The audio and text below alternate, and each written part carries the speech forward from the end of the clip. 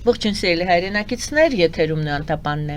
Եվ այժմ մենք զրուցելու ենք Հայաստանի Ազատագրության համաշխարհային կազմակերպության համանախագահ պարոն Գագիկ Սարուխանյանի հետ։ Ողջունում եմ պարոն Սարուխանյան, շնորհակալ եմ, որ ընդունել եք հրավերը, ողջունում եմ ձեզ, ողջունում եմ մեր լսարանին, սա մեր այս տարվա 2026-րդ տարվա, հա, մեր թվարկության 2026-րդ տարվա առաջին հաղորդումն է այսպիսով տարին սկսվեց դարի երկրորդ քառորդի առաջին տարին ինչով սկսվեց Վենեսուելայի նախագահի առևանգմամբ, Իրանում ցույցերով քաղաքական ցնցումներով, որոշ վերլուծաբանների կանխատեսումներով ասում են, որ Թուրքիայի եւ Իսրայելի միջև պատերազմն է անխուսափելի եւ այսպես։ Ինչպես սկսվեց այս տարին, տեսնում ենք ինչ է կատարվում աշխարհում եւ անպայման դիտարկում ենք, թե ինչ է կատարվում Հայաստանում, համեցեք։ Նախ շնորհակալություն հրավերի համար եւ ես կուզեմ Հայաստանի Ազատագրության համաշխարհային կազմակերպության անունից շնորհավորել մեր ողջ հայությանը աշխարհի բոլոր ծայրերում, որտեղ նրանք չգտնվեն 2026 թվականի ամանորի կապակցությամբ եւ Սուրբ Ծննդյան կապակցությամբ եւ հարցադրում եմ ձեր այլեր, բայց ես մի փոքր ինչ անդրադառնամ ներքաղաքական, ասենք հայաստանյան իրադարձություններին, կարծես թե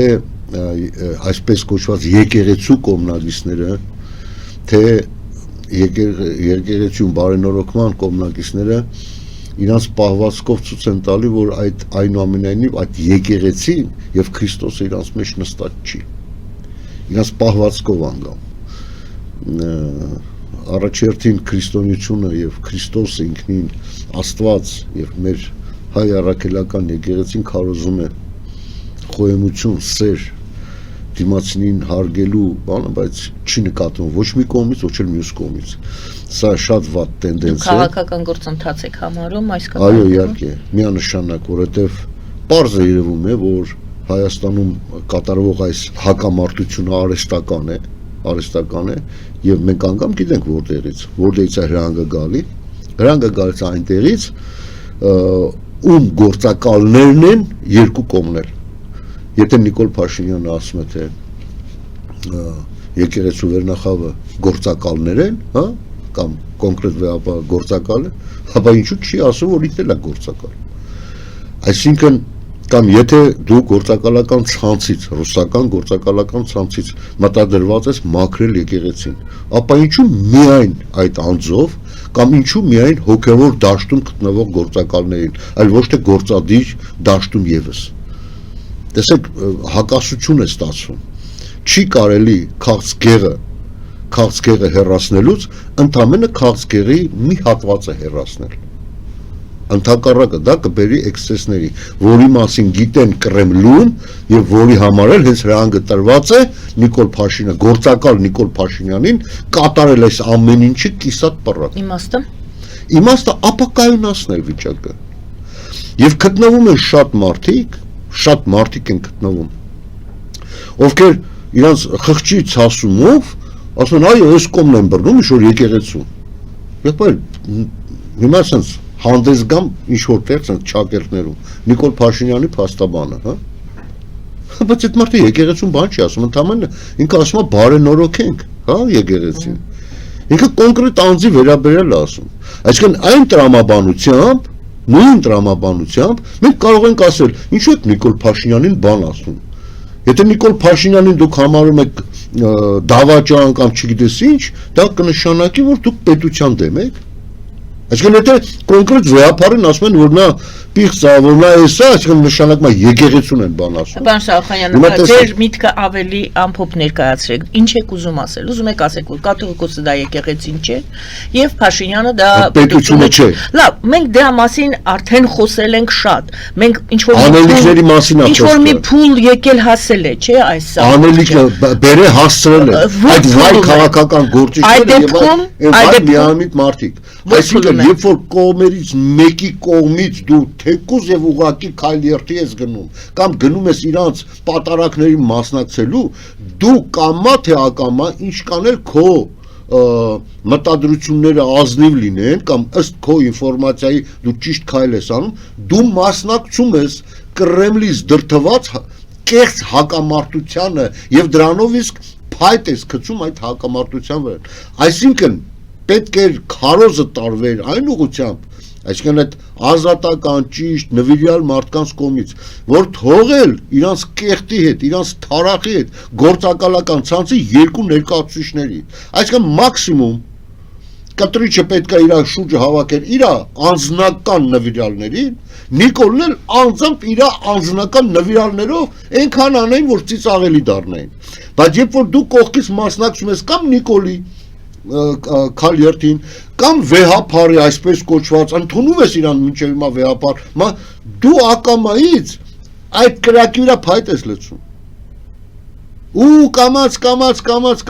եւ Կրեմլում աչոտ են տալի, հա, շատ լավ ծրագիր էր։ Տես կամաց քիչ-քիչ, ես անգամ զարմանում եմ, որ այդ process-ը չեն տենում, այսպես կոչված փորձառու քաղաքական գործիչները կամ իրանք իսկապես այս պահը վրիպել են չեն ճիշտ գնահատականը տալի կամ էլ ուրեմն դիտավորել հենց իրանցել են գործի լծե որ ձեր ասածներով քիչ-քիչ շիկացել։ Հեռանկարը որն եք տեսնում թեժացնելու ճանապարհով, այսինքն եթե դուք համարում եք սա Կրեմլի ծրագիր, ապա այս ծրագիրը պետք է փուլեր ունենա, ես դրա համար հարցեցի այս հիմա որ փուլում ենք մենք եւ ըստ փուլերի ուր են տանում։ Մենք ունենք կես տարի, ճիշտ է, մինչև ընտրությունները։ Եթե հասնենք այդ ընտրությանը։ Լավ։ Եթե հասնենք այդ ընտրությանը։ Եթե մինչև ընտրությունը վերջնական Հայաստանը չլուծարեն։ Եթե դուք ասում եք փորձառու քաղաքական Թուրքիայի եւ Ռուսաստանի միջև։ Ինչպես ներողություն։ Եթե Հայաստանը չվերացնեն եւ Թուրքիայի, Ադրբեջանի եւ Ռուսաստանի միջև չկիսեն Հայաստանը, երբ մինչև ընտրությունները։ Դե հիմա փուլերին։ Հիմա տեսեք, փուլերը ասեմ ձեզ։ Ոչ թե ծրագրի, ահա։ Ինչպես միշտ ռուսական գործակալական ցանցը իրանք ճիշտ են նենգ են, բայց շատ խելացի։ Չի կարելի թերագնահատել թշնամուն։ Իրանք միշտ մի գործողության մեջ մի քանի խնդիր են դնում։ Եթե մեկը պրավալիել գնա, ես ինչ որ մի բան ստացան, այնի պրավալի գնաց, այնի ստացան, այնի պրավալի գնաց, ծրագրամը մինիմում միշտ ստանում են։ Հիմա այս հակամարտությունով իրանք այո, ծրագրամը մաքսիմումը այն է, որ տուրը դմփոցը բարձրացնեն Հայաստանում այն աստիճանի, որ սկսեն իրար խփել, հայոյել, այսինքն հայոյանքից է սկսում։ Ես նկատում եմ համացանցում անպարկեշտ բառեր արդեն մեկը մյուսի հասցեին, որը կարող է հասցնել որոշ տուրու դմփոցների։ Ես տեսնում եմ ոնց են ասենք կարմիր բերետավորները մտնում են քաղաքապետարան այնտեղ հարցերելու, եթե ազգային ժողովը իր անվտանգության ինչ-որ թիմն ունի, սաստելու համար որոշ գործողություններ, ես տեսնում եմ արդեն կարմիր բերետավորները քաղաքապետարանի ավականուն նիստերին են մասնակցում։ Այսինքն կամաց թեժացումը տանում են։ Գուցե ես տեսեք Գուցե այս կամ այն խմբակցության անդամները իրոք ի սրտե հավատում են այն ինչ որ իրանց հրամցրել են, բայց դրանց վերնախավը հատուկ հենց դիտավորյալ տանում է այդ բախման, դիտավորյալ տանում է, եւ յուրաքանչյուր խմբակցությունների կողմից երբ որ այդ բախմանը գնում են, շատերը գուցե եւ ի սրտե են համարում, որ իրանք ճիշտ են։ Այդ մեծ նենգությունը հենց դրա մեջ է, որ իրանք ինքնուրույն մտածելակերպից զրկված են։ Որովհետև իրանց հավատարմությունը հայտնել են կոնկրետ անձի, ոչ թե գաղափարի։ Եթե գաղափարին նվիրված մարդիկ են, բայց հենց ձեր ղեկավարին ասեք Նիկոլ Փաշինյան, բայց դու եկար իշխանության մի բանի համար, որ պետք է նախկիններին պատժես, բայց ինչի՞ չես պատժել մինչև հիմա։ Ուրա թալանը, ուրա թալանացը, ուրա բանակում եղած գեներալների մասսայական դավաճանությունը։ Եվ այդ դավաճանների պատիժը ուրա չկա գոյություն չունի, սա վառ ապացույցներից մեկն է։ Ինչի ինքը չի անում, որովհետև այդ հրահանգը չունի Կրեմլից, որովհետև ոնց կարող է Կրեմլը հրահանգ տա իր մի վարչությանը վերացնել իր իսկ մյուս վարչությանը, Կրեմլի գործակալների, չի, դա անհնար է։ Դրա համար այս վիճակ ու յուրաքանչյուր բան կիսատ պռատ է արվում։ Մարդկանց թվում է թե Նիկոլ Փաշինյանը այսօր եկել է ինչ-որ բան դզելու, ինքը չի դզելու։ Ինքը չի կարա օդից հնարած ինչ-որ բան ասի։ Ասի գիտես ինչ կա, այս ինչ մարդ է 24 վայրկյանում, չեմ ասում 24 ժամ, 24 վայրկյանում կբացատրի որ դա սուտ է։ բայց ինքն էս բանայի հայտ բերում։ Վեհապարը ռուսական գործակալ է, վեհապարը ունի ընտանիք, այո գործակալ է։ Այսինքն եղած բանի վրա ինքը շիկացնում է, բայց սա լայնամասշտաբ մաքրումը չի Հայաստանի։ Տեսեք, եթե ինքը իսկապես սկսի այդ մաքրումը, վերջը դուրս է գալու ինք իր վրա, որտեղ ինքն էլ է դա։ Ու դրան կան բազմաթիվ օրինակներ։ Պարոն Շահխոյան, փորձեմ ամփոփել այս հատվածը ձեր խոսքի։ Դուք դեռ իհարկե չասեցիք վերջնանպատակը որն է, բացի խառնաշփոթից նպատակն է, որ Հայաստանը կամ լուծարեն, կամ մնա ռուսական ծիրի մեջ անճար եւ չկենտրոնանա իրական լուրջ շարունակությունը դուք կարծում եք, որ դա է լինելու։ Բա իհարկե դա է լինելու։ Չեք տեսնում մարդը ասում է Արևմտյան Ադրբեջան, հստակ ասում է, ու ոչ մեկ իր Բերնին չի գալի։ Ազատատենչ Նիկոլ Փաշինյանը Բերնին չի գալի։ Ազատատենչ հների, որ իրան ժամանակ լավ էր եւ Արցախ էին պահում, մեկը Բերնին չի գալի։ Ոչ մեկ, որտեղ իրանք գիտեն, իրանք ով են արա ինչ-որ բան խոսեն։ Իրանք պետք է Կրեմլից եկած հրահանգների շուրջ գործեն։ Եվ այդպես մինչև հիմա անում են։ Մի քիչ պրախոտը կբացենք, ասեն այս երկու թեզնել օգտագործեք, կօգտագործեք։ Չէ, ուրեմն չէ։ Ձեր վերադառնամ ձեր խոսքին։ Աշխարհը այսօր տրամփում է։ Չէ, աշխարհին դուք ինքներդ ասեցիք, եկեք դեռ տեսնենք Հայաստանում ինչ է կատարվում։ Եկեք Հայաստանը։ Որ Հայաստանը գցեն Նիկոլ Փաշինյան վեհապար հակամարտության մեջ եւ իրական վտանգների լուծման, ասենք, դեմ այդ process-ներից հեռու մնան։ Ձեր,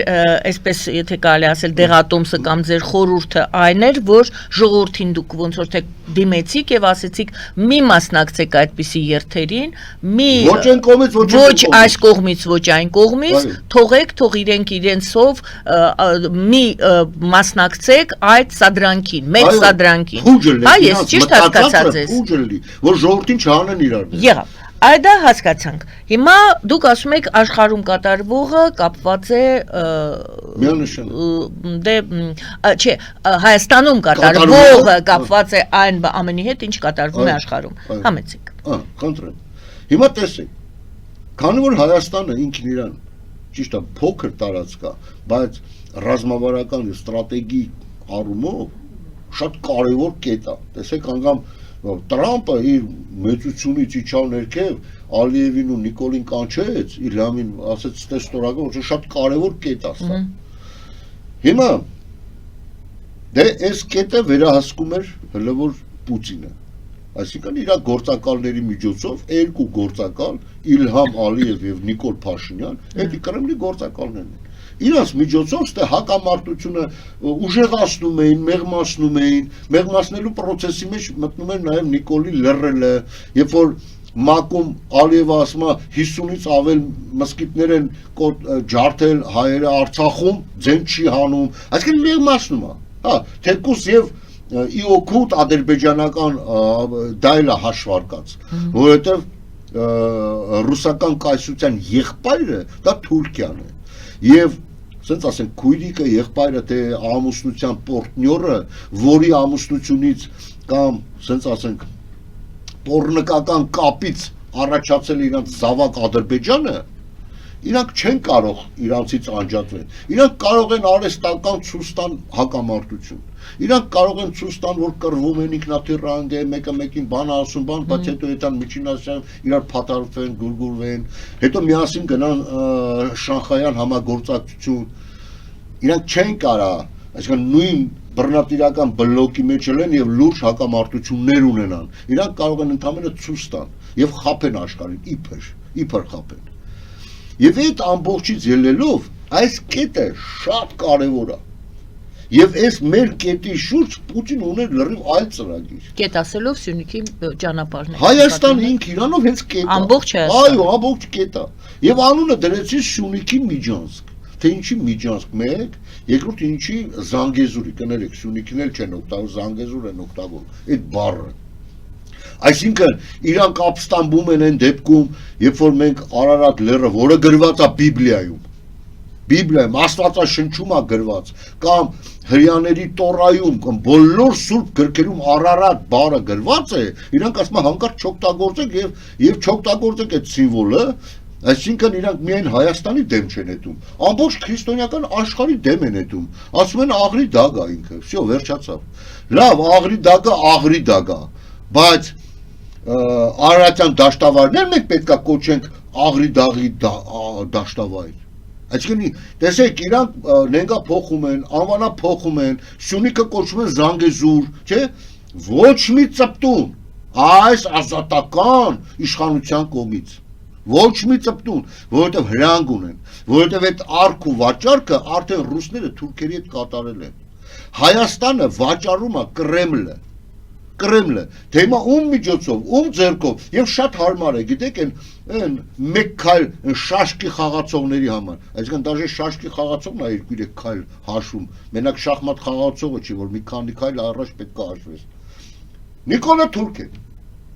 Նիկոլա Թուրք է, հա, ինքը այսօր թուրքամետ քաղաքականություն է կատարում, բայց ոչ թե ինքնուրույն է դա անում, այլ որովհետև ռուսական կայսրությունն է իրան հրամայ, ասում է, ապեր, ես քեզ վաճառել եմ արդեն, սես պիտի անես։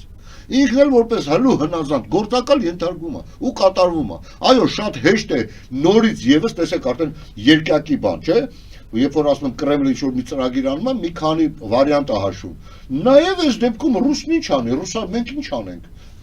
Նիկոլնա ու թուրքերը։ Տեսեք, մի քանի բան, ռուսելի միշե վերջ մնում է, այսինքն հայ ազգի փրկիչը, հա։ Այդ ոնց է հայ ազգի փրկիչը մնում, եթե Վանի հանրապետությունը 1915 թվականի մայիսից հունիս 2 ամսվա հանրապետությունը, որը ձևավորվել էր Արամ Մանուկյանի գլխավորությամբ, բանակ էր ստեղծել արդեն, էլի ռուսները խաբեցին, հանեցին։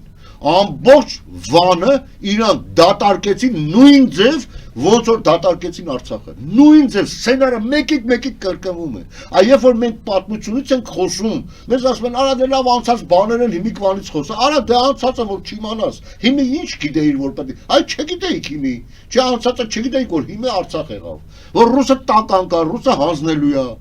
Ռուսը եթե չի ուզում կամ չի կարող, Չակերտում չկարողացավ 30 բնապահպանի դեմը առնի, հա, Արցախի Լաչինի այդ մոտ, պարզավոր վաճառելի էր։ Վերադառնանք աշխարհում կատարվողի հետ, հիմա այս հայերիս արեստական սուտի հնարած հակամարտության մեջ գցելուց բոլորիս շեղում են իրական պայքարից։ Իրական պայքարը ինչու՞մ է կատարվում։ Մշտապես ասել են, մոլորակը արդեն է կիսվել, չարի ու բարի։ Հիմա որոշ մարդիկ, ով որ ռուսամետ են, սենց ասենք, համարում են, որ բարին էդի Կիմ Չին Ինն է, Սի Ցզինպինն է, մոլաների իշխանությունն է Իրանում, Մադուրոն է Վենեսուելայում, որ տոննաներով, նարկոտիկով թույնավորում է ամբողջ աշխարհը, բարին էդ է ըստ իրանց, որտեղ իրանք ռուսամետ են, որտեղ ռուսը այդ բլոկի մեջ է, իրանք էլ հետը ռուսը չլի մենք կորացենք։ Չարը արևմուտքն է, որտեղ կա մարդու իրավունքներ, որտեղ կան ազատություններ եւ պարզ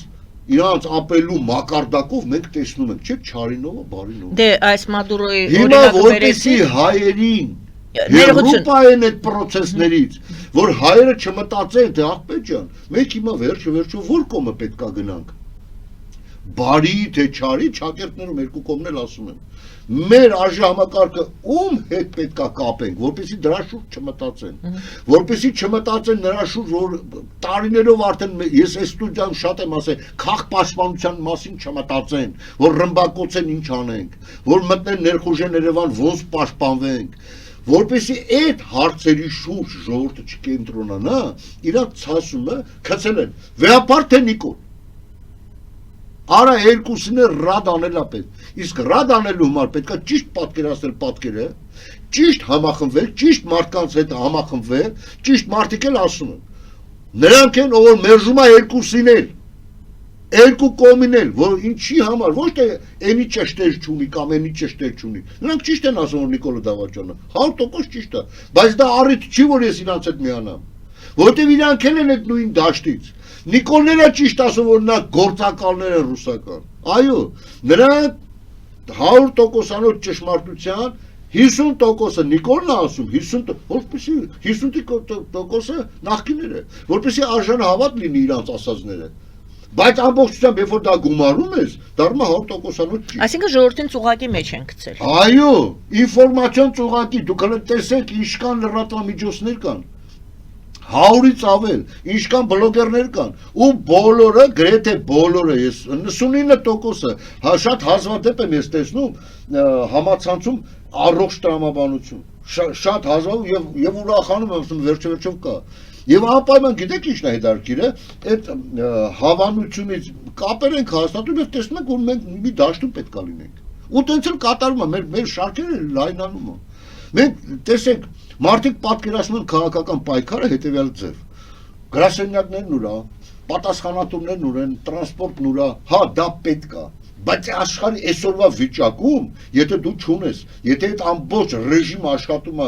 նրա դեմ նաև, որպեսզի մեր նման մարդիկ ի վիճակի չեն դա անելու, ի վիճակի չլինեն դա անելու։ Իրանք աշխատում են, բայց մենք գոնե պետք է օգտվենք լրատվամիջոցների հնարավորություններից։ Դուք համախոհների հավաքի մասին եք խոսում, ոչ քաղաքական միավորի։ Չէ, ես խոսում եմ արժի համակարգի ձևավորման մասին։ Համախոհության մասին։ Այո, այսինքն եթե մարդը ի սկզբանե չի գիտակցում, որ ինքը պետք է հանդես գա երկու կողմիներ հակառակ, որ ձևավորի իրական մաքուր ուժը, ճիշտ ուժը, ինքը պարզա ինքը շեղվելու է։ Իր մեջից ցասումը կա, ցանկացած անգամ կիսամեռ ազգի յուրաքանչյուր անհատի մեջ կա այդ ցասումը, արա դա վերջին ինչ պետք է լինի։ Պարոն Շախոյան, դուս ա գալի ու սխալ ուղղությամբ ա գալի։ Մի հարց էլ տամ, փաստորեն դուք ասում եք աշխարհում կատարվում են ինչ-որ իրադարձություններ, որոնց պետք է Հայաստանը արձագանքի հիմա ոչ թե զբաղվի ուրիշ գործերով եւ շեղի ուշադրությունը։ Ինչ պետք է անի Հայաստանը այս ստեղծված իրավիճակում։ Նախ եւ առաջ հստակ արձանագրի իր դիրքորոշումը։ Այդ ժամանակին, երբ որ Սերժ Սարգսյանը ասում էր եւի քաղաքականություն, հիմարություն էլի, այտենց հիմարացին բերին, սահմանադրությունը փոխեցին, այսինքն կապ չունի թե Նիկոլը եկավ, թե նույն Սերժը կմնար։ Այս սահմանադրությամբ Կրեմլի գործակալները շատ ավելի հեշտ են կառավարում, այսինքն մի հոգու կանչում են, իրանց մոտ զադանին տալիս են, ամբողջ Հայաստանը իրանց ձեռքում է։ Այսինքն իրական տարանջատում չեղավ իշխանությունների, գործադիր, օրենսդիր, դատական, չէ, այսինքն իրականում չեղավ։ Այն խեղճ մարդը բանը Պաուլ Հարիկյանը մեռավ ասելով սահմանադրության փոփոխության անհրաժեշտության, չնայած ես ինքս եմ եղել դրա ջատագովը, բազմիցս ասել եմ այո պետք է, բայց առանձին զրույցների ժամանակ ես միշտ ասել եմ ախր գիտեք ինչ կա, դա նման է նրան, այո, ինստիտուցիոնալ կարգով այո պետք է անել դա, բայց պրակտիկ որ կատարես անհնար է։ Ինչու՞։ Որովհետև ոնց կարելի է գալ Սմոլենսկում նշանակված Հիտլերի կողմից ռուս պոլիցային համոզել, որ գիտեք ինչ կա,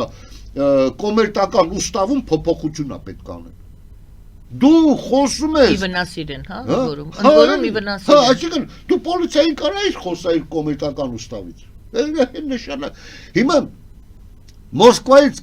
նշանակված է սա, որ պահպանի Մոսկվայի կողմից հեշտ կառավարում է Հայաստան։ Դու կարող ես ասում ես, արի Մոսկվային պատմոշկա տանք։ Դու նախ պետք է իրան հեռացնես։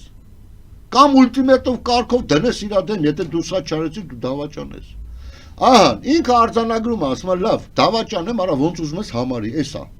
Բայց դե գնա արդեն սկսի երկրորդ process-ը։ Այդ դավաճանին հեռացնելու process-ը, ազատագրելու Հայաստանը, ազատագրելու process-ը սկսի։ Սրա մասին է խոսքը։ Հիմա մենք պետք է ամբողջությամբ ազատագրման ճանապարհով գնանք։ Ազատագրում կեղծ վեհապարներից, կեղծ սրբազաններից, կեղծ քաղաքական գործիչներից, կեղծ նիկոլապաշտներից ազատագրվել է պետք։ Եվ դրա ամբողջական վերջի իտոգը, որ նայում ես այդ կեղծերի հետևումով է կայնած, տենում ես Կրեմլը։ Բա ինչն է ազնիվ Հայաստանում ոչ կեղծ, այսպես ասեմ։ Ոչ կեղծ։ Հա, ինչ որ առողջ։ Իմ ու քո նման մարդիկը, որ դուք ամբողջ այս լրատվամիջոցների քաղաքականությանը դեմ այնուամենայնիվ ինձ հրավիրում եք ստուդիա, որ այս առողջ խոսքը գնում է դեպի ժողովուրդ։ Սուբյեկտիվ մոտեցում կա, սուբյեկտիվ չէ, սա հստակ է։ Եթե այդ կան բան են, հələ մի հատ ցույց տվեք, էլ դուք տեսել եք այդ պետական կամ ոչ պետական TV-ները, ալիքները, ինչ հիմար թեմաների Լավ, ուրիշ տեղ գնացիք, մենք խոսում ենք նրա մասին, որ դուք ասում եք ամեն ինչը կեղծ է, քաղաքական դաշտը կեղծ է, քաղաքական գործիչներից դե բոլորը չեք կարող ասել, բոլորի մասին չեք կարող ասել։ Կան առողջները կան, որ հասկանում են, ուղղակի իրանց մեջ այդ համարձակությունը չեն գտնում։ Բայց մենք կեղծ իրականության մեջ ենք գտնվում։ Եվ վտանգված է պետականությունը այդ իրավիճակում։ Հայ ազգի գոյությունը, իսկ ասեի։ Պետականությունը լավ։ Պետականությունը լավ։ Այսինքն, տեսեք, ժամանակին ռուս-թուրքական պայմանագրով Հայաստանի լեռնաշխարհը կիսեցին։ Թուրքերը իրանց ուզած ձևով վարվեցին, այսինքն էլի Կրեմլում էր նախանշված դա, մշակված։ Դա ցեղասպանություն արին, ասեն չկա հայ ազգ, ով որ ասենք մի քիչ շուստրեր միանգամից ասենք ընդ մուսուլմանություն ընդունեցին, օրինակ ասենք Համշինա հայերի նման փրկվան, դե լավ սրանց ձեռմի տվեք։ Կեսներ քուրդ գրվեցին։ Կեսներ քուրդ գրվեցին, այսինքն ինչ եմ ուզում ասել։ Էդի տենց իր հարցը լուծեց։ Այս մասում էլ ում հասցրեցին ազգի կեսից շատ էլ նույն ցեղասպանությունն է, անունը չեն դրել ցեղասպանություն։ Անունը չեն դրել ցեղասպանություն, բայց իրականում ազգի կեսին տարան Սիբիրները, որոնք 1-2 տարվա ընթացքում գրեթե բոլորը զոհվեցին։ Այն մի մասում էլ տեղում գնդակարեցին, այն մի մասում էլ Սարդարապետի հերոսներին էլ կացնահարեցին։ Ես համաձայն եմ, որ հետեքնայում համեմատություն անեն, բայց ռուսները ավելի խորամանկ ու հեռահար էին գնում, որպեսզի վերջնական չոչնչացնեն հայ, այսպես ասած, տեսակը գոնե, բայց ուղեղները փոխել էին արդեն, իրանք արդեն դադարել էին հայ լինելուց էության մեջ, բոլորը բան էին, ինտերնացիոնալ կոմունիստ էին։ Այսինքն աստվածամերժ մասսա, բիոմասսա էր։ Մեր տատիկների շնորհիվ է, որ այն մասունքները պահպանվեք, այն տակուց երեխեքին քարոզել են Աստված, խաչդ կպահես, ծոցից բան, ինչ որ ձև այս մասունքները նոր սկսել է ժողովրդի մեջ տարածվել։ Եվ այսօրվա վեհապարներն էլ են, սրբազարներն էլ են, այդ նույն կոմունիստական ռեժիմի դրածոների հետնորդները։ Այն ժամանակ, երբ որ եկեղեցիները կոտորում էին, բոլշևիկները գալիս են ասում են, արա եկեք, տես դվայնո ստանդարտ, երկու օգուտ քաղը, ասում են վերջնական մի քայքայեք, թողեք եկեղեցիները մնան։ Ձեր քննադատությունը ընդունեցինք, առաջին մասում դուք ասացիք, որ մի մասնակցեք, սա մեծ սադրանք է, ասում եք դուք, մի մասնակցեք այս սադրանքին, որովհետև այս սադրանքը կտանի կործանման պետականության։ Երկրորդ հատվածում դուք ասում եք, որ երկրի ղեկավարությունը չի արձագանքում աշխարհում կատարվողին, էլի որովհետև կապվածություն ունի Կրեմլից, կախվածություն ունի Կրեմլից։ Այո, այդպես եք ասում։ Լսեք, հզորագույն այն պետությունը, որ այսօր կարող է 35 միլիոնանոց երկրում մտնի Մադուրոյին իրանց նախագահին ասենց կնոջդ վեգալի տեղաշորից ու տանի։ Բայց ասում եք արևմտյան աշխարհ պետք է նայել, որտեղ մարդու իրավունքներ։ Հիմա բոլորը շոկի մեջ են, ասում են շոկի մեջ, հա, լավ, ես հարցերը, դե մի կանխազգացեք, այնինչ այս 2 օրը 3 օրը խոսվում է, չէ, ամսի 3-ին էր։ Եվ բոլորը շոկի մեջ էին եւ սկսեցին հայտարարություններ անել, ասելով որ հետաքրքիր էր Մակրոնի հայտարարությունը, ասես լավ է ինչ որ եղել է, բայց ինչպես է դա արվել, դա շատ վատ է, որովհետև այստեղ մարդու իրավունքների խախտում կա եւ Շատ պատասխան է Մակրոնը։ Հիմա դուք պատասխանեք։ Չէ, ես բերեցի պարզապես այն ինչ կար դաշտում, ինչ է եղել դաշտում։ Գուցե եւ տիրապետելով ել ավելի շատ ինֆորմացիայի այս փուլում ստիպված այդպես ասել, որպեսզի ինչ որտեղ փակշի այդպես ասած շոկի մեջ եղած մարդկանց։ Ես այդ շոկի մեջ եղած մարդկանց ընդամենը կասեմ, որ իրանք քաղաքական մանկիկներ են, բայց շոկի մեջ ընկնեիք այն ժամանակ, երբ որ Ռուսաստանը անկախ Ուկրաինայի վրա հարձակվավ, ոչ թե 200-300 տարի հետո, այլ բուկվալը մի քանի տարի հետո, երբ որ ինքը ստորագրեց, ընդունեց Ուկրաինայի սահմանները, ինքը ընդունել է, ինքն էլ հարձակվել է, բայց շոկի մեջ ընկնեիք։ Այո, երկրորդ համաշխարհային պատերազմից հետո փխրուն, բայց ձևավորվել էր ինչ-որ ձև բալանս, հա, տարբեր ուժերի ինչ-որ ձև հարցերը լուծում էին։ Ճիշտ է, եթե այս մի տեղը սենց էլի այնուամենայնիվ դիմացինի կարծիքը հաշվի էին առնում, մի քիչ զիջում էին, մի քիչ բան, ասենք փոփոխություններ եղել է, բայց սենց ուղակի զարթնելը ու ասում է ես ուզում եմ մտնեմ ընդ ու մտնում, հա։ Բայց շոկի մեջ ենք նեիք։ Այդ նույն բանի վրա, երբ որ բոլորն ասում են, «Խեք խառնվում, ձեր խնդիրներս լիքը Ուկրաինա եք պաշտպանում»։ Ոչ, ես Ուկրաինա չեմ պաշտպանում, որպես պրոստո սիրում եմ։ Այլ Ուկրաինան այսօր պաշտպանում է աշխարհում ձևավորված այն բալանսը, բարոյական այն բալանսը, որը փխրունա, լավա, վատա, բայց բալանսն է պաշտպանում, որ չի կարելի հարձակվել հարևան երկրի վրա։ Հիմա հարց, այդ ինչի պետք է ասենք Ադրբեջանին չի կարելի լինի հարձակվի Հայաստանի վրա, բայց Ռուսաստանին կարելի է հարձակվել Ուկրաինային։ Այսինքն, այդ բարոյական շոկը այդ ժամանակ չի, բայց երբ որ արդեն Պուտինը այնուամենայնիվ Թրամփին կամ Ամերիկայի կողմին համոզում է, ապեր, էլ գոյություն չունի ոչ մի պայմանավորվածություն, հա, չկա, դելով, չկա, ես էլ մտնում եմ ստեղ։ Հետո որտեղ ուզեմ։ Որտեղ ուզեմ, որտեղ ըստ ինձ կհամարեմ, որ դա բռնատիրական ռեժիմ է։ Հիմա հարց, դուք տեսել եք, որ Տրամպը սպառնա Անգլիային, Ֆրանսիային, Ավստրիային, Կանադային տեսել ենք։ հա, չեք տեսել։ Կանադային։ Կանադան դա հեգնանք էր։ Կանադան դա հենց այն հեգնանքն էր, որ երբ որ Տրամպը մտավ քաղաքական այս ընտրվելուց հետո ինքը անմիջապես Գրենլանդիան հիշատակեց եւ Կանադան որպես հեգնական։ Այսինքն որ ուզում է ցույց տա որ Պուտին եթե դու մտնում ես ես ընդ կմտնեմ։ Դա ձեր մեկնաբանությունն է։ Ես դա հասկացել եմ։ Գիտեք որտեղից էր այդ իր հեգնական տունը, լուրջ մարդիկ հասկացան։ Այ երբ որ ինքը ասեց Կանադան կդառնա 51-րդ նահանգը։ Այնինչ եթե Կանադան եթե անգամ դառնար Ամերիկայի մաս, նրանք ընդ պետքա լինեին 62 նահանգ, այսինքն բոլոր նահանգներով պետքա մտնել, ոչ թե մի նահանգ, որը ավելի մեծ է, հենց ինքը բոլոր 50 նահանգները։ Այսինքն այդ դրա մեջ հեգնանքը երևաց Տրամպի հեգնանքը, այսինքն մեսիջը Պուտինին, որ մի քանդի եղած պայմանավորվածությունները եւ մակում ընդունված բանաձևեր մի քանդի, ինքը դրանով այդ հասկացրեց։ Բայց եթե այդքան խոսքի տեր տղա էր, թող հենց Կանադա մտներ, քիչ մտներ։ Ես հենց դրա համար եմ ասում, ցույց տվեք, որ կոնկրետ նա սպառնում է։ Եթե Կանադայի վերաբերյալ որպես հանգամանք եք դուք բերում, որ սպառնա, դա սպառնալիք չէ։ Դա ընդհանրապես օրինակի նման ասել է։ Իմանալով, որ հենց կոնկրետ Կանադան չի էլ նեղանա։ Իսկ Գրենլանդիան։ Նույնը, Գրենլանդիան Եվրոպայի մաս է, ասենք ասենք քաղաքական քարտեզով։ Այո, ֆիզիկական քարտեզով։ Բայց ասում եք Գրենլանդիան ինձ պետք է դա ինձ ստրատեգիական նշանակություն։ Ինչի Եվրոպան իրան պետք չի։ Ահա։ Այսինքն ես նորից եմ ասում, ստե աշխարհաքաղաքական հայացքների արդեն կիսում է գնում։ Ինչու է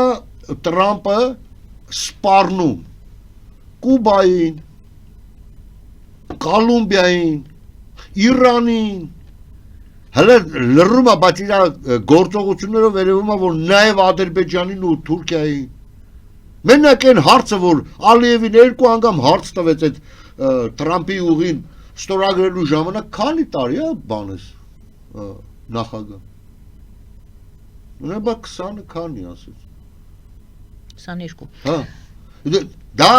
Դա մեսիջներ է, բոլորը մեսիջներ է։ Ու եթե այդ մարդիկ ի վիճակի չեն, ինքը տեսեք, բավական տևական ժամանակ նա հնարավորություն է տալի այս կամ այն երկրին իսկապես վերադառնալ մարդկային հում, հա, ոնց ուզում ես դու քո ներսում ապրի։ Դեզի խան կոչի, շախ կոչի, թագավոր կոչի, ինչ ուզում ես կոչի, այդպես մենք օրինակներ ունենք։ Օրինակ, ասենք Սաուդյան Արաբիան։ Միապետությունը մարդիկը տենց են ապրում։ Այդ իրանց ապրելած ձևն է, պատմությունը բերել է իրանց այդ ֆորմացիայի։ Բայց իրանք հավատարիմ են միջազգային գրված օրենքներին։ Իմ տանը ինչ եմ անում, այդ մարդը բռնատիրական ոչ մի, ասենք, գործողություններ չի կատարում։ Պարոն Սոխայան, այս թվարկումի մեջ Իրանին էլ թվարկեցիք։ Երևի դուրս գանք գովազդային դադար հայտարարենք եթերում։ Վերադառնանք եւ դիտարկենք, տեսնենք, դուք ասացիք Թրամփը կարող է նաև միջամտել, չգիտեմ ինչ բայ օգտագործեցիք Իրանի վրա։ Միացյալ Նահանգներ, Իրան եւ ինչ է կատարվում Իրանում կդիտարկենք գովազդից հետո ձեր թույլտվությամբ։ Գովազդը եթերում, սիրելի հայրենակիցներ, մնացեք մեզ հետ։ Ֆելիչե ժամանակակից ատամնաբուժական կլինիկա։ Այստեղ հարմարավետությունն ու խնամքն առաջնային են։ Այստեղ կիրառվում են ատամնաբուժական ամենաժամանակակից տեխնոլոգիաներ, ճշգրիտ ախտորոշում, արդյունավետ բուժում, նուրբ փորձառություն եւ անհատական մոտեցում։ Սկսած սովորական մանրուքներից մինչև առաջադեմ ընթացակարգեր, այստեղ դուք գտնվում եք բարձր որակավորում ունեցող եւ փորձառու ատամնաբուժական մասնագետների ձեռքերում։ Մեր բարեկամական եւ հյուրընկալ անձնակազմն այստեղ է յուրաքանչյուր այցը հաճելի դարձնելու համար։ Ֆելիչե, ձեր առողջ եւ ամենաերջանիկ շպիտը սկսվում է այստեղից։ Եկեք եւ բացահայտեք նորարարության փորձագիտության եւ կարեկցանքի կատարյալ համադրությունը։ Վաճառվում է գերմանական հնաոճ դաշնամուր 1892 թվականի արտադրության ֆոն Մուրբախ։ Գտնվում է գերազանց վիճակում։ Կինը 15000 ԱՄՆ դոլար։ Հեռախոսահամար 094 115 310։ Երևան փոստը Գրանադա Հյուզում տեղեկացնում է։ Դրամական փոխանցումներ 1%-ով։ Օդանավով 1 փաունդը 2.99։ Նավով ուղարկեք 1 արկղ, երկրորդ արկղը անվճար։ Ավտոմեքենաների փոխադրում անհավատալի արժեքներով։ Ինչպես նաև կահույք եւ մեծ չափի բեռների փոխադրում։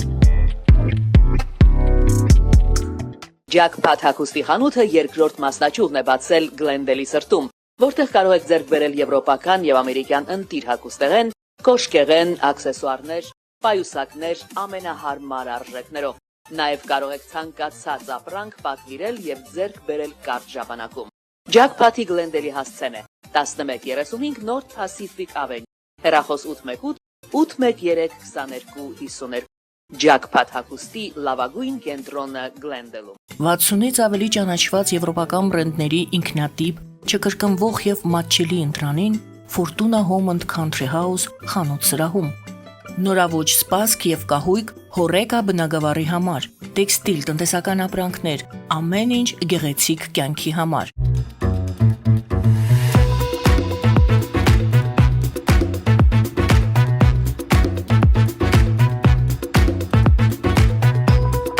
Արարատ ռեստորան, ընտանեկան եւ ընկերական ժամանցի լավագույն հասցե, սիրված արտիստներ, հյուրընկալ մթնոլորտ, հարուստ ճաշացան, անմահական խորտիկներ։ Արարատ ռեստորան, հասցեն անփոփոխ, սիրով սպասում ենք ձեզ։ Լավագույն պաղպաղակ, բնական, համեղ եւ մատչելի գներով պաղպաղակը կարող եք ձեռք բերել բոլոր հայկական խանութներում։ Պահանջեք հայկական պաղպաղակ, Թամարա պաղպաղակ։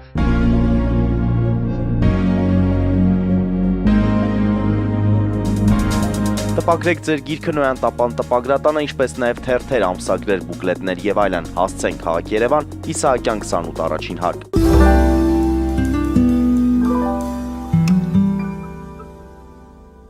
Սիրելի հայրենակիցներ, հիշեցնեմ, որ մենք զրուցում ենք Հայաստանի ազատագրության համաշխարհային կազմակերպության համանախագահ պարոն Գագիկ Սարուխանյանի հետ։ Եվ այսպես, պարոն Սարուխանյան, ինչ է կատարվում Իրանում, եւ դուք ակնարկեցիք, որ այդտեղ նաեւ Միացյալ Նահանգները կամ խառնված են, կամ կարող են խառնվել։ Շատ բարի։ Իրանում կատարվող այս գործընթացները չի կարելի տարանջատել առհասարակ աշխարհում կատարվող process-ներից։ Սա այդ շղթաներից մեկն է։ Եվ ինչպես միշտ մենք ասել ենք, որ այդ չարի կայսրությունները իրար հետ լավ են։ Հիմա նայեք, Վենեսուելայում Մադուրոին տարել են, չէ՞, բայց այդ ողկը անցել է Իրանի ղեկավարությանն էլ, Ռուսաստանի ղեկավարությանն էլ, Չինաստանի ղեկավարությանն էլ, իսկ որ նայում ես չարիքի կայսրության, բոլոր, այսինքն այդ չարիքի կայսրությունները ասում են լավ անում, որ տոննաներով նարկոտիկը տանում լցում է տարբեր երկրներ, լավ անում։ Պատկերացնեք ինչ է կատարվում։ Մեկը չեղավ, ասենք, մեկը հելի դատապարտի, ասի, հա, մի մախբերն է, սարա դեպայց չի կարելի, չէ, չասեցին։ Եվ նույնը Իրանում բռնատիրական ռեժիմը։ Ճիշտ է, ես համեմատությունն արել եմ, թե յուրաքանչյուր պետություն ինքն է ընտրում իր ֆորմացիան կառավարման Նույնը հենց Սաուդյան Արաբիային օրինակը բերեք, որտեղ միապետությունը, այտենց են մարդիկ ապրում, բայց այնտեղ չարիք չկա։ Այնտեղ այդ միապետությունը իրաց իսլամական, ասենք կառավարման այդ ձևերը երբեք չի ասում, որ այս ինչ պետությունը պետք է ջնջեմ աշխարհի երեսից։ Այս ինչ պետությունը սենց պետք է անեմ, լավ եմ անում, չի անում, ասում ապրում ես տենց ապրիկոմա։ Բայց Իրանի Իսլամական Հանրապետությունը, որը կոչվում է այդ պետությունը, ասում Ամերիկա չպետք է լինի։ Ուղղակի չպետք է լինի։ Իսրայել չպետք է լինի, ես չեմ ուզում։ Հիմա ո՞նց թողել դրան։ Ասել դե լավ, աճի, վերջում իրականացրել ասացել։ Դրա համար ինքը տրամադրել է քաղաքակիրթ աշխարհի հզոր պետություններին, այսինքն մարդու իրավունքներով օժտված երկրներին, ասում ես խաթա է այսի։ Ու այո, կաջակցեն նրան, որ ինքը փլուզվի, բայց իրականում ոչ Ամերիկայի սպեցնազը մտավ այաթոլլային գողացավ տարավ, ոչ ընդամենը սրան ասում են, սսկվի, արա սսկվի։ Եվ այս ցասումը, ինչպես մենք տեսնում ենք, որ նաև ժողովրդի մեջից է։ Հատուկ ծառայությունները չէին կարա, ասենք 95 միլիոն բնակչությանը կաշառեին, որ սենց ամբողջ տարածքով հելեին ապստամբության։ Այո, ապստամբությունը եղավ այդ իրանց գումարի անկման, հա, այդ ինֆլյացիայի պատճառով, առևտրականները իսկապես չէին կարող արդեն այդ հարկերը մուծեին բան, բայց վերջում իտոգում եկավ նրան, որ արա вообще ռադնի այդ քաշի։ Դուք օգտագործեցիք փլուզվել բառը։ Դուք կարծում եք այս ամենը տանում է դեպի Իրանի փլուզման, այսինքն նպատակը նպատակը չի, նպատակը Իրանին սաստելն է որպես այդպիսի ֆորմացիա։ Այսինքն դրսի նպատակը։ Դուք նկատի ունեք, որ այս ամենը Միացյալ Նահանգներն է այնուամենայնիվ։ Չէ, Եվ մյուս կողմից ասում եք չէի կարող կաշառել։ Հիմա տեսեք։ Իրանք չէին կարող այդ կանին կաշառել, որ հանեն ապստամբություն։ Այսինքն կարող է այս process-ները համընկնումը Ամերիկայի կամ Եվրոպայի, ասենք, իղձերի հետ, ասես լավ է, տես իրանք դա նաև աջակցում է դրան ժողովուրդը ինքը չի ուզում։ Ժողովուրդը ինքը չի ուզում այդ կառավարումը։ Ես շատ եմ տեսել, ինչպես ասենք Իրանից գլխաշորերով կանայք հագնված գալիս են, Երևանից Վարդնոց այրոպորտում իջնելուց գլխաշորը հանում, սա ծալում կողմը մեզ, ազատ կին մանա գալի, ազատություն են գալի դեպի։ Ես տեսել եմ ոնց այնտեղ արգելվում խմիչքը, բայց հենց գալիս են ստե տղամարդիկ գնում են սուպերմարկետ, շիշ առնում են, հավաքում են, մի բաժակ իր այդ խմում են։ Այսինքն իրանց զզվացրել է այդ իրանց իսլամական այդ ապրելակերպը։ Հասկանում եք։ Այս հիմա ինչու համար մի քանի անգամ ելույթներ եղավ Հրեզա Փահլավիի ելույթը Ամերիկայում, որը թագաժառանգն է համարվում Իրանի Փահլավիների թագաժառանգը։ Ինքը պարզ ասեց, ժողովուրդ, եթե դուք ուզեք, ես կգամ իշխանության։ Այսինքն ինքը Տորքան գեղը չի, ոչ էլ Սասունցի Դավիթն է, մենակ եկավ թուրը քաշեց, ինքը ասում է ժողովուրդ դուք պետք է ուզեք։ Հիմա ժողովուրդը ցույց է տալի, որ ուզում է։ Ուզում է ինչ։ Ուզում է որ Փահլավին վերադառնա։ Փոփոխություն է ուզում։ Ոչ թե դուք մի րոպե էս էլ հարցնեմ, այդ փլուզում բառը որ օգտագործեցիք, եւ եթե անգամ Միացյալ Նահանգները ուշի-ուշիով հետևում են եւ սաստել են, ասել են, եթե դուք հիշում ենք բոլորս, ասել են, եթե դուք անցնեք սահմանները, իշխանություններն են դիմել Իրանի եւ գնդակահարեք կամ բռնություն գործադրեք այդ ցուցարարներին դեմ, Միացյալ Նահանգները կմիջամտեն։ Դուք կարծում եք, որ եւ Միացյալ Նահանգները եւ ներսի այդ ժողովուրդը, որը այսօր ոտքի է կանգնել, նրանց նպատակը քայքայելը չէ Իրանը, այլ պարզապես փոփոխությունն է, այաթոլլաների փոփոխությունն է, եւ դուք ասում եք վերադարձն է մինչ հեղափոխական։ Այո, միայն դա է նպատակը։ Այսինքն նպատակը Իրանի պետությունը փլուզելը եւ քայքայելը չի, բայց կարող է առաջանա ֆորս մաժորային իրավիճակ եւ իսկապես որոշ մասեր անջատվեն։ Օրինակ բելուջները պարզապես այլ ազգ է։ Քրդերն են սպասում։ Քրդերը դե թող սպասեն։ Սիրիայում էլ սպասեցին եւ ինչ։ Իրաքում էլ սպասեցին եւ ինչ։ Գուցե առանձին վերցրած ազգեր իրանց ավտոնոմիաները ստանան։ Ադրբեջանը։ Բայց Ադրբեջանը։ Հա? Ադրբեջանը ինչ, Ադրբեջանը։ Այսինքն մասնատվի այնուամենայնիվ կարծում եք։ Ես ասում, եթե անգամ ֆորս մաժորային իրավիճակում մասնատվի, մենք արդեն վերլուծում ենք մի փազլ անցանք առաջ, եթե չի կարա մասնատվի իրական մասնատություն չի կարող լինի։ Կարող է լինեն ավտոնոմիայի ինչ որ հայտնում, այ ոնց որ Իրաքում։ Սա մեծ process է, օրինակ կոնկրետ քրդերի հարցը լրիվ այլ է։ Քրդերի հարցը կլուծվի այն ժամանակ, երբ որ Թուրքիայի քրդերը ոտի կայնեն։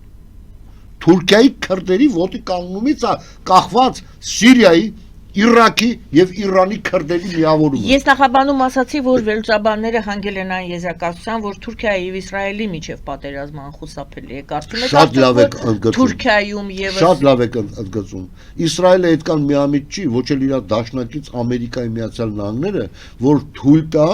Թուրքիայի եւ Իսրայելի պատերազմ։ Իրան կարող է գա մի հատ պա, այ ոնց որ Իրանին չափալախ տվին, չէ՞, մի երկու հատ բանով բունկերներն էլ տրաքցին։ Մի երկու չափալախել հրթիռներով տան Թուրքիային։ Մի երկու չափալախը, բայց իրանք չեն ուզենա, որ այդ 1.5 միլիոնից բանակը ինչ որ կոնկրետ գործի անցնի։ Թուրքիան եւս քայքայվելու է ներսից։ Այ եթե դուք նկատել եք, արդեն երկրորդ օրն է, Թուրքիայում մեծ ցույցեր են ետում, պահանջներով, ասենք, որ Էրդողանը հրաժարական տա։ Նայ, դա այն այսբերգի են վերևի սառցաբեկորեն վերևի մի փոքրիկ մասը ցույց տալու, որ ցասումները սկսել են։ Հանդե հələ քրդական հարցը հələ պահում են կապարիչի տակ։ Երբ որ այդ պետք եղավ, այսինքն Թուրքիան ժամանակ չի ունենա Իսրայելի հետ կռվելու։ Այսինքն ինքը պետք է իր ներսի 20-25 միլիոնանոց, ասենք, քրդերի հետ հələ հարցը լուծի։ Որը սահմանակից այդ իրանց տարածքները, չէ՞, սահման նույն Իրանի հետ։ Այսինքն ոնց են պատկերացնում Իրանի փլուզումին, եթե Իրանում գնաց այնուամենայնիվ գնաց փլուզման process-ը, հաստատ ուրեմն իմացեք, այդ փլուզումը գնալու է նաև Թուրքիայում եւ Ադրբեջանում։ Թալիշական գործոնով ոչ մեկ հələ չի հանե, ոչ էլ լեզգինների։ Ոչ մեկ հələ չի հանե, որովհետեւ այս անգամ թալիշների մեջքին կայնածա լինելու հենց նույն Իրանի ներսում բնակվող թալիշները, որ սա աստարայի կողմը։ Այսինքն լուրջ process-ներ։ Դուք կարծում եք այդ ճաքը կարող է խորանալ այո, իհարկե, ուրեմն միայն Իրանով չի լինի։ Եվ Իրանով չլինի։ Ես ընդունեցի հեռախոսազանգ, այո, բարև ձեզ, լսում եմ ձեզ։ Բարև ձեզ Տիկին Արաքելյան, բարև ձեզ պարոն Սարուխանյան, նախ շնորհավոր ձեր Սուրբ Ծնունդը, մեր մոտ գլենդելում դեռ Սուրբ Ծնունդն է, պարոն Սարուխանյան, ես համամիտ եմ ձեր բոլոր ասածների հետ, շատ կուզենայի, որ մյուս վերլուծաբանները ևս ձեր նման լինեն, որպես բարեկամական խորհուրդ Սփյուռքից միակ տեղը բարելավելու հավանաբար կլինեն էմոցիաները, ձեր մեսեջը ավելի ընկալելի կլինի եւ ձեր մեսեջը շատ կարեւոր է, եթե այդ հարցում որոշ շփով կառավարեք, դուք ուժեղ մարդ եք, դուք կարող եք դա անել։ Եվ այսպես հիմա հարցը Վենեսուելայի հետ կապված կա վարկած եւ ցանկանում եմ իմանալ թե դուք համաձայն եք թե ոչ, որ սա օգտակար է Հայաստանին։ Նավթափայլուն օպերացիա էր, դա ապտակ էր Ամերիկայի կողմից Չինաստանին եւ մյուս բռնապետերին, Իրան, Ռուսաստան, եւ համաձայն եք, որտեղ Վենեսուելան դարձել է պլատֆորմ այդ երկրների համար Ամերիկայի դեմ։ Համաձայն եք, որ եթե Հայաստանը անցնի վեկտոր փոխի, անցնի արևմուտքի կողմը, դաշնակցի Ամերիկայի հետ, սա ցույց տվեց սրանով Թրամփը, Միացյալ Նահանգները, որ ոչ մի բռնապետ, լինի դա Ալիև, Իրան կամ այլոք, ռիսկ չեն անի Հայաստանին հետ որևէ կերպ նման ձև վարվել, որտեղ Ամերիկան կարող է հակադարձել եւ պաշտպանել իր դաշնակցին։ Համաձայն եք, որ սա օգտակար է Հայաստանի համար։ Շնորհակալություն։ Շնորհակալ եմ։ Նախ ես կանրադառնամ ձեր արտահայտությանը իմ էմոցիոնալ կեցվածքի վերաբերյալ, հստակ ասեմ ձեզ, այո, ես էմոցիոնալ եմ, այո, ես չեմ կարող այլ կերպ։ Ինչի համար։ Մեկ կարճ փոքրիկ օրինակով բերեմ, որպեսզի նայողը հասկանա իմ վիճակը, հոգեվիճակը։ Մենք ունենք այսպեսի մի հերոս, երիտասարդ 19 տարեկան, Ռոբերտ Աբաջյան։ Ինքը զոհվեց, չէ՞։ Ինքը մարտական դիրքերի մեջ էր, ինքը պատերազմի մեջ էր։ Ոնց եք կարծում, ինքը հեռախոսով երբ որ խոսում էր հրամանատարության հետ, ինքը հանգիստ էր խոսում, թե էմոցիոնալով, հայոյելով, ինքը պատերազմի մեջ է։ Ես պատերազմի մեջ եմ, ես գիտակցում եմ, որ Հայաստանս այսօր կործանվում է, ես չեմ կարող իմ էմոցիաները զսպեմ, ես չեմ կարող այն անտարբերների նման, որ նստում են դիվանին ու սենց հետևում են այսի լավ խոսած, այնի վատ խոսած, իսի հանգիստ խոսած կշռադատված է, ոնց կարելի է կշռադատված խոսել, երբ որ դու հրամատում ես ու դու գիտես 10 կողմից քեզ ռմբակոծում են, բայց քո հրամանատարությունը այսպես կոչված վաճառվել է, եւ քեզ ոչ մի բանով չի ուզում օգնի։ Եվ դուք այդքանից հետո ուզում եք, որ ես էմոցիոնալ չլինեմ։ Դուք 20-25 դիրքերում էիք 2020 թվականի պատերազմի ժամանակ որտեղ էիք։ Մատաղից էիք։ Դիրքերում էիք։ Մատաղից, այո։ Մեր վրա, մեր Վալդն ասում, մեր հրամանատար ասում, ապեր էլ աշխարհում էլ զենքի տեսակ չմնաց որ չկիրառեն մեր վրա։ Ու իսկապես խլուրդ էինք դառել, փորում մտել էինք հողերի տակ։ Տեսեք, այսինքն ես մարդիկ պատկերացնում են պատերազմը հենց այդ պահին, որ արդեն խրամատում ես։ Ես այսօր խրամատում եմ։ Հիմա սիրելիս, հարգելիս, ես մշտապես ձեզ ձայնից ճանաչում եմ, շատ ակտիվ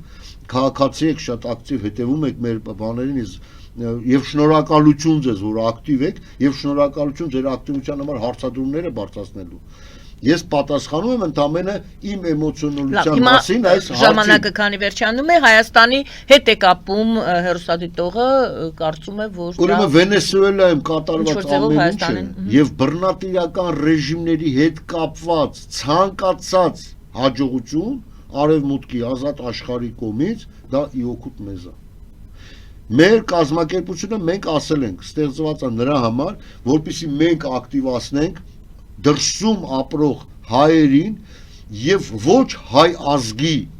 ակտիվ քաղաքացիներին Հայաստանը փրկելու եւ ազատագրելու ուղղությամբ, որովհետեւ մենք տեսնում ենք, որ Հայաստանի ներսից մենք ի վիճակի չենք, այսինքն նույն ձևի ոնց որ 35 միլիոն Վենեսուելայի քաղաքացիները ներսից ի վիճակի չէին, անգամ իրանք գնացին են աղջկան ձայնը տվեց էլի վիճակի չեն, այո լինում է իրավիճակ, որ ասենք հանրությունը հիվանդ է եւ բռնատերը շատ հզոր, այսինքն այո գերված ես, դու այսօր գերված ես, նույն ձևի այսօր մեր վիճակն է, դրա համար մենք մեր երբ որ մենք ասում ենք դրսից, ասում են ոնց պետք է դրսից, հիմա տեսակ ոնց է լինում դրսից օգնությունը, տեսակ ոնց է լինում դրսից օգնությունը, այսպես է լինում, գալիս են ու տանում են, ես հույսով եմ որ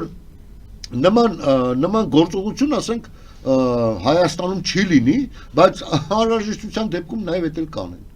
էդ էլ կանեն, բոլորին են այդպես մաքրելու։ Մենք խոսում ենք բանից, կարծեմ հարցի մեջ հնչեց մի հատ sense միտք, ես չգիտեմ, կարող եմ վերարտադրել բառացի, բայց իմաստը, որ վտանգավոր չի արդյոք